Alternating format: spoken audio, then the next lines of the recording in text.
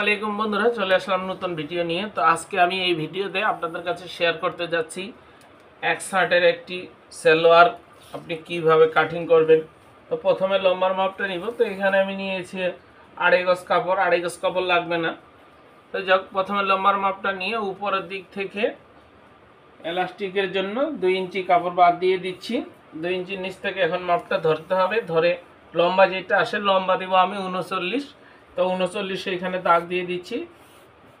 দাগটা হয়তো দেখা যাচ্ছে না ক্যামেরায়, এটা হচ্ছে অরিজিনাল মাপ।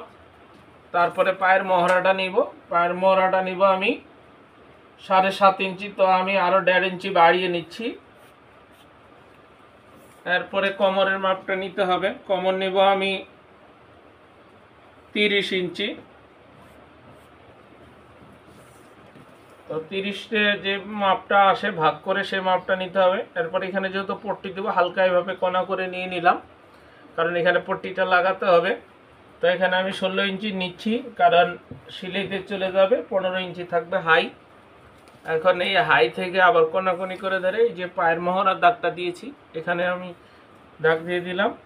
তো খুব সহজ নিয়মে শর্টকাটে আমি আপনাদেরকে এটা শিখিয়ে দিচ্ছি। যদি একটু খেয়াল করে দেখেন তো আপনাদের কাছে অনেকটা সহজ হয়ে যাবে। আর যারা আমার চ্যানেলটা এখনও সাবস্ক্রাইব করেননি, চ্যানেলটা সাবস্ক্রাইব করে চ্যানেলটার সাথেই থাকবেন। এটা হয়ে গেল। এখন কাটিংটা করব, করে এখানে পট্টিটা লাগিয়ে দিব। আরও এখানে 1.5 ইঞ্চি আমি ভাঙার জন্য নিয়ে নিচ্ছি।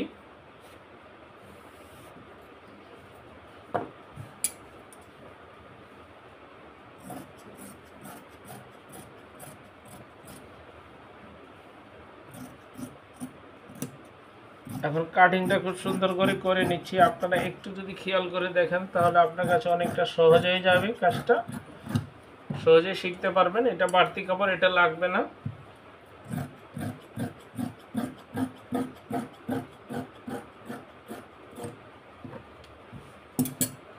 আর এই যে কাপড়টা দেখতেছেন, এটা দিয়ে আমি একটা হাইয়ের কলি তৈরি করব।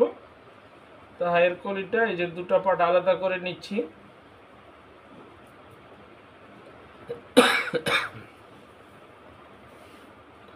দুটো পার্ট আলাদা করে নিয়ে এভাবে ভাঁজ করে নিতে হবে।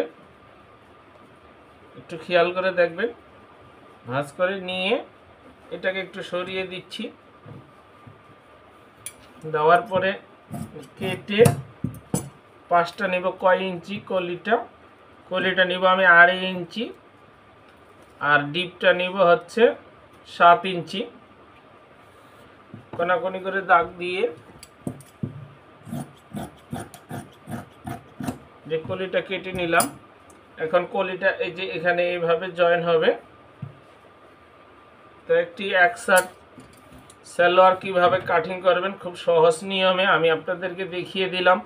জানি না কতটুকু বুঝতে পেরেছেন। যদি না বুঝেন অবশ্যই জানাবেন। তো খুব শর্টকাট নিয়মে আমি আপনাদেরকে দেখিয়ে দিলাম। আর এখানটাতে তো রাবার হবে, এখানে একটা দাগ দিয়ে দিচ্ছি। দাগ দিয়ে দিলাম টিকমার। আর এই যে পায়ের মহড়াটা তো একটা টিকমার দেওয়া আছে